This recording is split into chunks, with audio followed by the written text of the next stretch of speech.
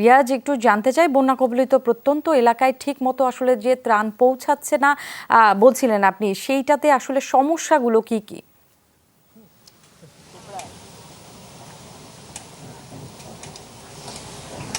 Nancy, সমস্যা আসলে দুটো। একটি হচ্ছে স্থানীয়দের কিছু কিছু জায়গায় খুব একটা সহযোগিতা পাওয়া যাচ্ছে না, আর আরেকটি বড় সমস্যা হচ্ছে বেসরকারি এবং সরকারি যে সংস্থাগুলো রয়েছে তাদের মধ্যে সমন্বয়হীনতা। কারণ আমরা বারবারই বলার চেষ্টা করছি, আমি এখন একটি দুর্গম এলাকায় বা শহর থেকে অনেক দূরের একটি এলাকায় এসেছি এবং দেখতেই পাচ্ছেন যে এখানে মূল সড়কের উপরে পানি এবং আশপাশে যতগুলো ঘর বাড়ি রয়েছে, আমি যদি একটু দেখানোর চেষ্টা করি, এই যে ঘর বাড়ি যেগুলো রয়েছে সবগুলোতেই পানি।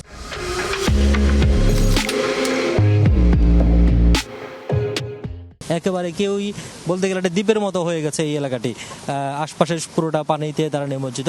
কিন্তু এইসব এলাকাগুলোতে আসতে হলে যে বিষয়টি দরকার সেটি হচ্ছে নৌকা, দ্বিতীয় হচ্ছে স্থানীয়রা বলতে পারবেন যে আসলে কোথায় ত্রাণটি ঠিক যায়নি এবং এখন পর্যন্ত কোন কোন এলাকাগুলোতে গিয়েছে, এই বিষয়গুলো স্থানীয়রা বলতে পারবেন। সুতরাং আমরা দুর্গত এলাকা থেকে বারবারই বলার চেষ্টা করেছি যে এখানে সমন্বয়টা অনেক বেশি জরুরি।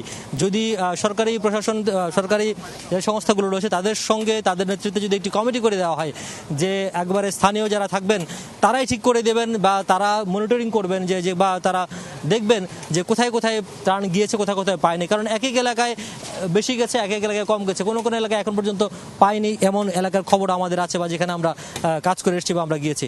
সুতরাং এখন যদি এই সমন্বয়টি করা যায় তাহলে ত্রাণের যে সংকট, ত্রাণে কিন্তু আসলে সংকট বলতে সেই ধরনের কোনো সংকট নেই।